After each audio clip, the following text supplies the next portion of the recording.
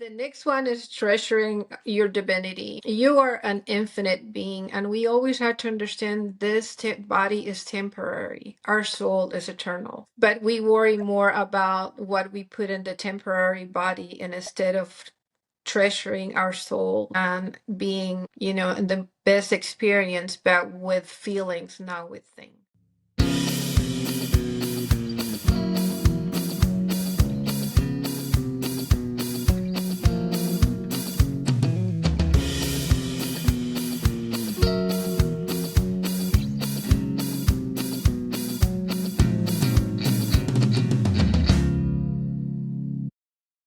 Hello, everyone. Welcome back to Untamed and Unapologetic with Jeanette Lira, your host. Today, I have my very first guest. I am so excited to have Lorena with me. Her and I have been connected for the past, how many years, Lorena? 6. 6 years. So I want to have her introduce herself to you and see how amazing she is. Hi, everybody. Thank you, Jeanette, for having me here. I met Jeanette to what I said, the divine guidance. One of my children needed help with therapy, and I called and called. And when Jeanette answered, then voice just took me to her. We connected, not only as her being helpful to my kids now, but spiritually we bonded and we have the same purpose in life. We want to find ourselves. We're going to be the better ourselves that we can be through as it shaping our thoughts, choosing the ones that empower us. I originally came from South America, and it was moving to South America, from South America to the US. It was a turning point into my life. I was alone, so I had a lot of solitude, a lot of strangers around me. So that loneliness was the doorway to my self-discovery. I realized that I was different, and that was not a burden, but a blessing. How did you realize you were different? Because I feel like I've always been different myself. I've always felt like I was like an old soul, is what I've been told. That I've lived many, many lives. In fact, you said that to me yourself. How did you know that you were different? I knew that I was different because I will walk into a room and I will sense people's sadness. I will sense people's happiness. I will sense people's pain, especially the people that were very happy. They were trying to hide something. I will walk to school and I will see shapes, and instead of their bodies, I will see shapes of animals.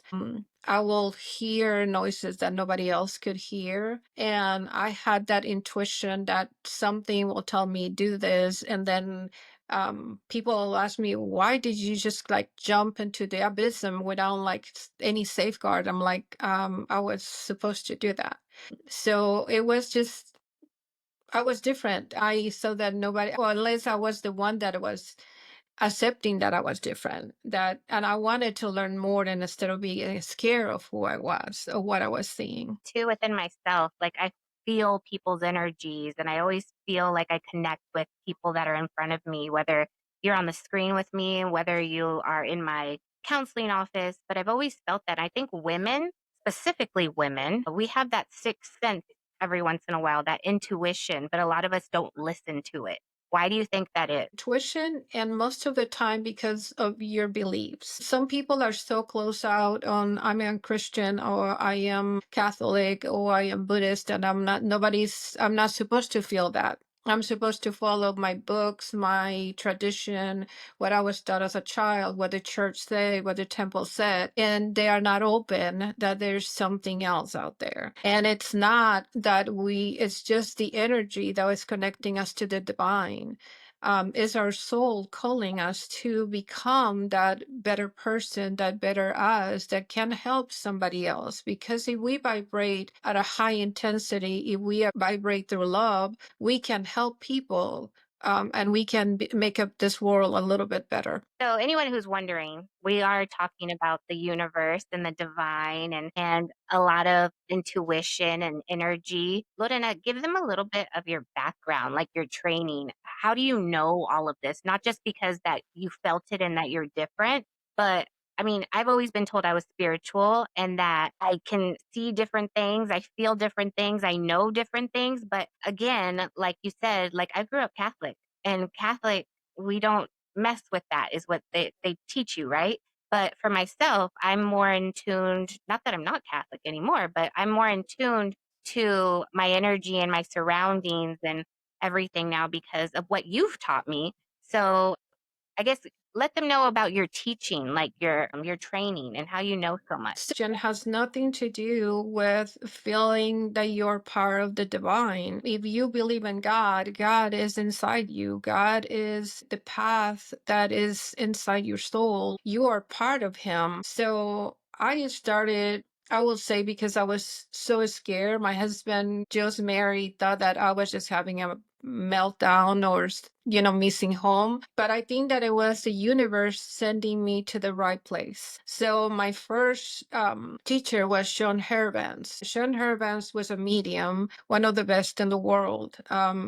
And he taught me how to see the auras, how to feel the pain, how to like see people's reaction, how they sit, how they move. Those are the signs that they're giving you to help them with their trauma. He From them, I went to learn about Yogananda's wisdom, which is about meditation, that you have to center yourself. You have to become stronger before you can help somebody else. You have to surrender with the energy that becomes from yourself, from your own energy, from your own faith. Most of my meditation sometimes is praying and getting to a higher energy, to a understanding that there's something else out there that is our guide, our divine power, our divine light. From there, I trained with Alberto, which is a shaman, and he showed me about the chakras and how you heal, or your traumas are inside your chakras. And if you don't heal, that powerful wheel of light will never be working through your whole body. So some of your body will be feeling great, and some of your body will be feeling awful.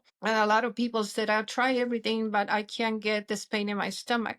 Well, it's because the rest of your body is working, but something in your stomach is not. So that wheel is not working, and there's a trauma attached to that wheel that it comes from a parent, from a trauma from childhood. So it was learning to help people because for some reason one day my hands got hot and I never understood why. So I started touching my children, touching my mother that was dying, and she's like, "You make me feel good. Your hands are taking the pain." And I'm like, "How is this possible?" And I believe that it was a gift from God that my hands can help other people feel better. Absolutely. I felt your hands before. Yes, but so, and then I finally found Dr. Wayne Dyer, and I just believe that it's just you stumble into different guides, different people that are just there to show you your next steps.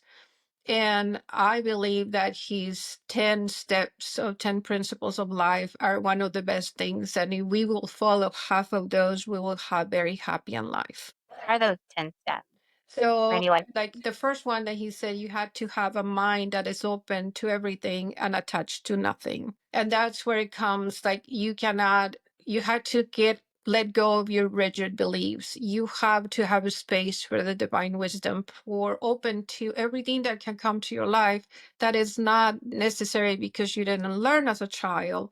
That is something that is going to harm you. It's an opportunity to learn, it's an opportunity to become a better person. I feel like a lot of people hold on to things, like you said, like we don't allow ourselves to see, and we let it get cloudy, or we have expectations, or we expect things to happen a certain way, but they don't. And then we in turn become sad or anxious or depressed. So to be able to do that is a real strength. That. Or the church said, if I do that, I am doing something wrong. I'm going against the Bible. No, have an open mind. You're not going against anything that the church has taught you or the Bible has taught you or any book. It's just having an open mind that there's something else out there, that there's something else that can help you with your trauma, with your difficulties, with your pain. It's not going against anything. It's just being more open. And when we're more open and have different views or different perspectives to see, I always find it easier for us to get out of whatever hole that we dug for ourselves. Yes. The next principle is say you cannot give away what you don't have. And it starts with ourselves, us loving ourselves first, giving love to us so we can give to others so we're not on empty. Because when we give on empty, we are just getting tired, we're getting upset, we're not really truly loving unconditional the other person that we're trying to help. And it's understanding too that the other person that is giving us something is giving what they have. Like sometimes we say, well, I had a bad mother, I had a bad boyfriend, I had a bad husband. Well, that person was what it was, that's all they had. That's all they were able to be. So we had to forgive them and accept them from who they are, not for what we want them to be. Exactly. And I think so many people, again, we hold on to what we believe it should be like. But I come across this a lot with like postpartum depression in moms. And then their children come to me, right? And then they have an attachment disorder because mom didn't bond with them. We can't be mad at mom for not bonding with the baby when she physically could not do it. And having to let go of that and detach is the hardest part. And it's a temporary because some of the it's something that happened when they was just at the beginning, but the mother can't always redo that bond and create it even a bigger one and a better one, because if you bring your energy coming out of love, you can protect your child at whatever age. You can embrace your child to become a beautiful, beautiful human being, because it's not what happened at one stage of life that stays there. You have the opportunity to fix it and to make it better. We just have to be, again, open minded. Open mind. Yes, open mind. I believe that love is the ultimate healer. If you self love yourself and you just can change anything, and your energy will be contagious, you radiate and you elevate the world around you. So the next principle is there's no justified resentments. This is the one that I love the most, because a resentment is like he explains, when a snake bite you, it is a bite, but what it kills you is the venom that stays in you, and it keeps going in your body and it keeps getting deeper and deeper and deeper. The problem is that resentment, you are so upset about somebody, a friend or your parent or your child, that other side doesn't even know that you are holding all that bad. It doesn't even know that you are so resentful. It doesn't know how much damage you're doing to yourself. So you're holding into this dark energy, and the other person already went through, already doesn't even know that it exists. So the only person that you're creating a prison for yourself. That one, because we don't even know the damage that we do to ourselves when we hold on and we become that poison from that snake bite. Yep. Yep. It is that, we just we have to, something has to be bad because she just talked to me that way, and I'm like, no, maybe see it from the other side, see it with compassion. If you see somebody with something with compassion, you see it from the other side of that person, that other side that's probably having a worse day or something happened in their life, and it has nothing to do with you. Yeah, that's powerful. I always tell people um, that it's really never about them. But Not we take, hold it. yeah, we take everything personal. Why do you think that is, that we take things personal all the time as humans? Because we like to wear, like I said, we like to wear medals. So our medals are like, I got hurt, so you have a medal here. I had a bad past, I had a bad boyfriend, I have this. So you have all these beautiful medals that are just damaging your energy. If you let all of that go, you have empty hands to actually receive the beautiful things that come from love. Let go. Yes. So the next one that I have is says the only limit is you and what you believe. Your mind is the greatest power, and you, through your thoughts, you can change your destiny. If you believe, you will change the world. You will change your world. And you're taught that if you get up, even if you're hurting and you get up and you sit up, it's going to be a wonderful, I'm going to have a wonderful life. My house is beautiful. My husband loves me. This is the most beautiful place that I have visited. You are giving that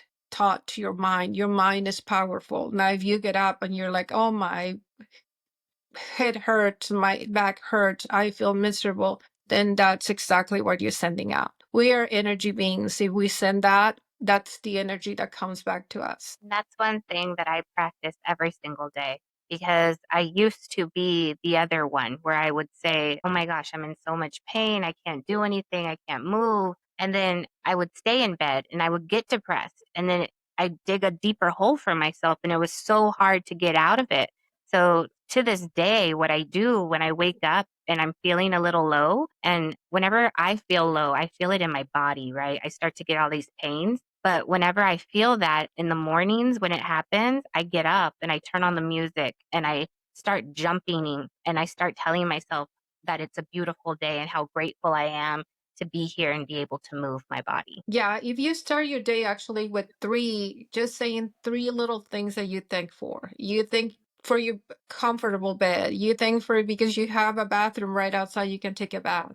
Because you have coffee ready for you. But if you're thankful for little things the moment that you wake up, then that day will be a wonderful day. It really just like transforms your whole entire day into something different. Yes, it always does. And the one that you don't like that I always tell you, embrace silence and meditation. Yes, I struggle with meditation, but I think a lot of people struggle with meditation because I think we believe that we're supposed to turn our minds off.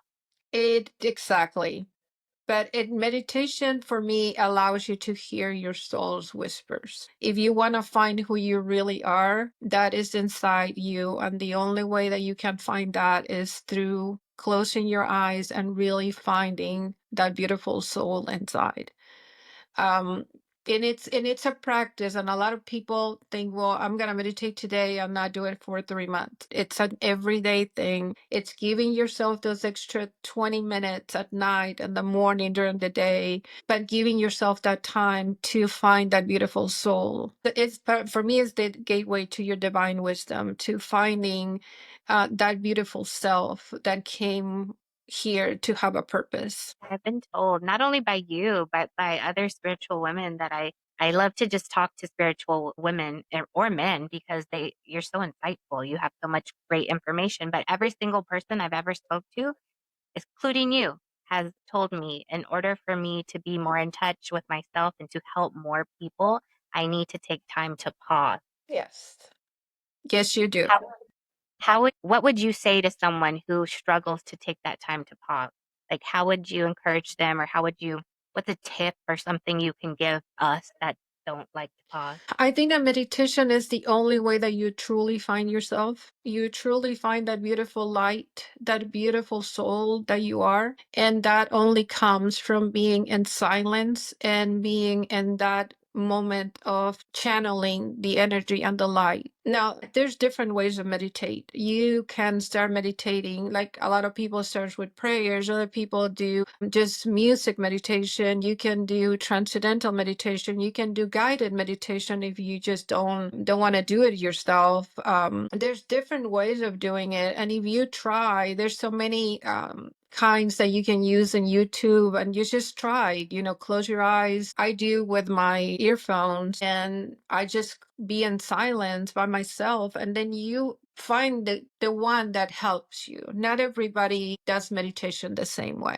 But if you find you can do it through breathing techniques, and there's breathing techniques that work for me and some that it don't, but it's a challenge. You have to find the right one for you. I find that if I don't put it in my calendar, I'm not intentional about it, it just doesn't happen. So that's one of the things that I'm going to say today that I'm going to start putting into my calendar. I mean, I put my workouts in my calendar, I put my meetings in my calendar.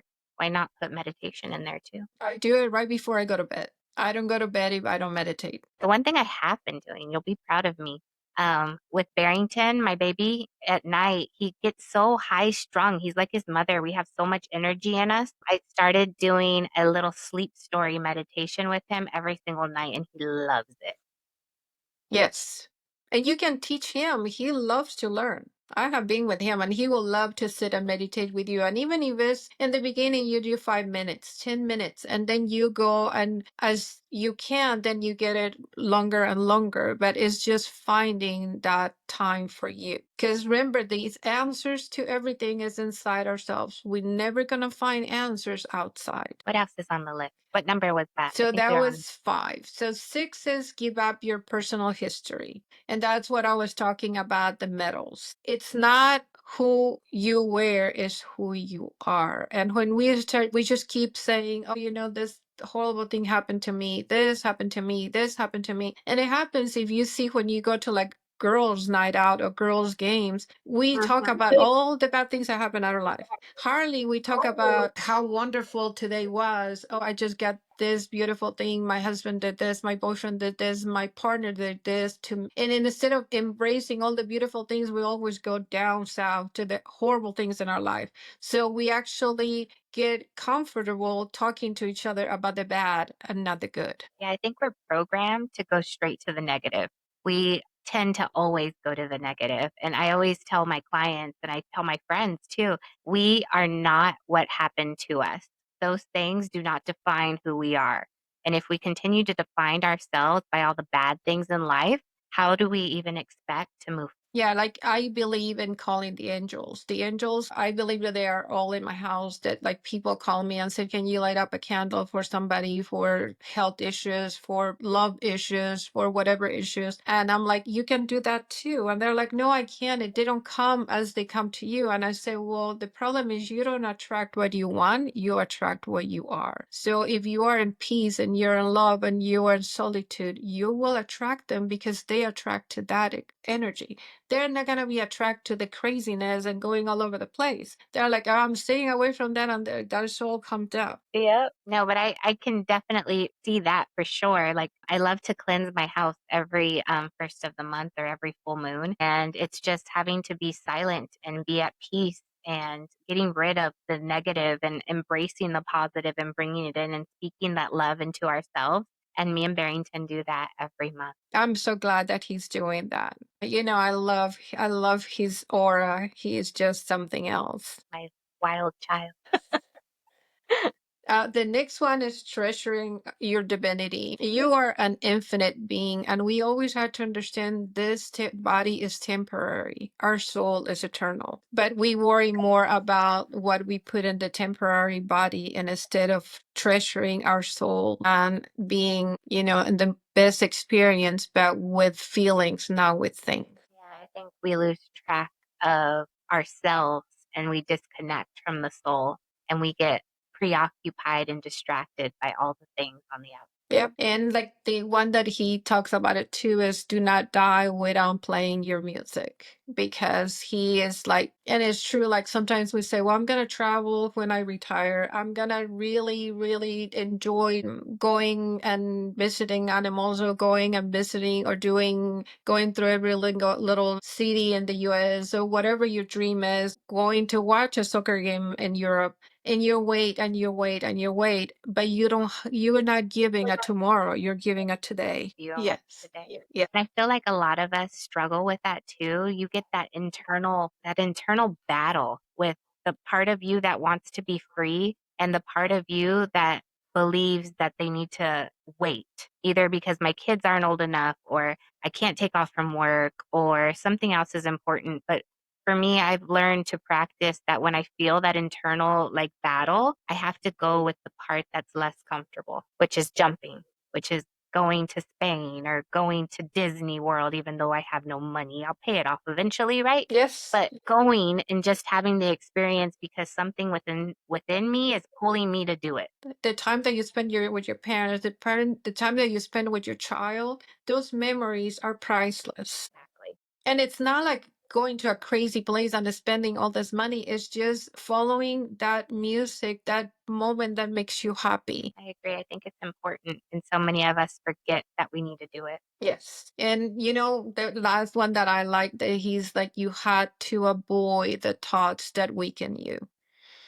And especially the ones when we say, I am stupid. I make a mistake again. I just keep falling for the wrong person. I just keep having this horrible friend. I'm like, don't go in that path of destruction. If somebody like, Barrington comes in a bad mood and he starts screaming, do not follow and start screaming at him back. Just think peaceful thoughts, tranquility, and just call the light and sit with him, make him breathe, and so neither one of you goes into those thoughts that are just bringing that bad energy, that dark energy that is just going to make your aura come down. Yeah. I like to call it the noise around us. We listen to the noise, and when we listen to the noise, we get stuck.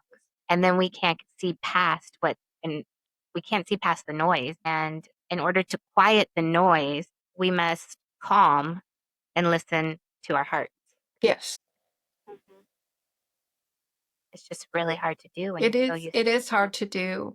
And like I said, I learned to like different techniques and it depends on the time. Like sometimes meditation works for me because I need to calm my mind every night. Because that is another thing that if you go to bed thinking, oh my God, I have to pay the credit card tomorrow, I'm gonna have to finish my work tomorrow, I have 20 patients tomorrow, you don't gonna go to sleep in peace. If you settle down, you pray, you put meditation, you put a beautiful music, then you relax, and that is what you're attracting. That's what you're bringing to the next day. Not that craziness on the stuff. The stuff will still be there tomorrow, but you will be calm to be able to do what you have to do. I know for myself, it's taken me years to not speak negativity within to myself. Like I used to believe that I wasn't capable, that people don't want to listen to me. I don't have special things to say. But the moment I started to quiet those negative thoughts and negative beliefs, I've been able to do so much more in life and meet so many amazing people. Without quieting that, I would have never been able to experience what I've experienced in the past, like 3 years. Yes, yes. And it's understanding your body. It's understanding your way of life. Because sometimes, you say, well, I don't understand the chakras. I don't understand the alignment. I don't understand the light. Well, just understand if you are part of a string of lights, if yours is off, is the connection doesn't keep going. So you have to always be turned on. You have to always be bright and you have to be good. And there's simple techniques like, getting in the shower and just cleansing yourself and saying, I let go of everything that is damaging my body. And you just let go and you actually feel like you're taking everything that is dark and then everything that is hurting and just let go with the water. The water is one of the best cleansing elements that we have. If you believe in prayer, just pray for a minute. Take a second and sit down and pray. But you have to be able to make those wheels work at the best uniformity. They have to be going always at the same speed. One thing too, when you talked about chakras, and I like to talk about this a lot with anybody really, but we're connected, right? All of our chakras are aligned in our body. And every time, and this is how I knew I needed to work on it, but every time there was a moment that I could speak or I should have spoken and I didn't, I would get pain in my throat. It would hurt so bad. But the moment I learned to stop fighting the words and tell myself, Jeanette, you do have things to say. You can help people, just need to speak. Then it was able to go away. Yes. Yes, and that is when we had to always know ourselves and know that we come from a place of love, because it doesn't mean I just need to speak. Well, when you speak, you have to speak from your heart. So that chakra opens and aligns with the next one that is your heart, and then aligns with your third eye, that is the one that is giving you those wonderful thoughts. And then you align to your top chakra, which in the shamanic way, we believe that is an eighth chakra on top. That is the one aligning to God. That is our direct connection to the divine. So if your light is going up and down, you have a direct connection to Him when everything is energy around you. Good way to visualize it. Yeah, and you have like I have teach too, like we can touch the light. We are part of the light. So if you want to protect yourself, like sometimes you said, I'm just going into the unknown, I'm going to a place that I don't know anybody, well, I feel afraid or I feel a little fearful. You can just entangle your hands and cover yourself and your body with the power of the light, and you feel protected. And I can even attest to that. I know when I was walking the Camino in Spain on the last day, I was determined to get to the church to go to the Pilgrim's Mass at noon. So I got up before everybody else. My roommates were asleep, and I started walking in the woods in the dark, and it was raining, and I was scared, but I wasn't going to stop and I wasn't going to turn around. So what did I do? I started saying a rosary. And when I was out of the woods, There were people just kind of like lingering around, almost like God sent them to protect me and guide me. Yes. It was really beautiful. And then after I got out of the woods and the sun came up, like it was really nice. We No, we never don't. walk alone. We just forget to call them. And they are Mhm. always with us, and the light is with us, and the angels are with us. We just have to call them to walk with us every day, to guide us, to protect us, and to show us the way. Yeah, I was talking to a friend earlier, and he said that he typically doesn't call and ask for help, but he did today. And I think we forget that we need to reach out to each other and we need to embrace and to talk and to ask for help. Because if you ask for guidance, if you ask for protection, you get it. Yes, every time. I've never asked and never got it in return. We just have to be brave enough to open our mouths and let things come out. Yes, the right way. Yes. Yes. So Lorena, what would you have so much knowledge and so many gifts. What is one thing that you think, or two things, or maybe three things, but what are a couple of things that you can give our audience to help them live a more fulfilled, peaceful, grateful life? One thing that I believe is that we need to stop getting out of our heads. Our brain can handle all our functions, moving, eating, jumping, cooking, but we have to let our mind do that. The one that has to guide us is our heart.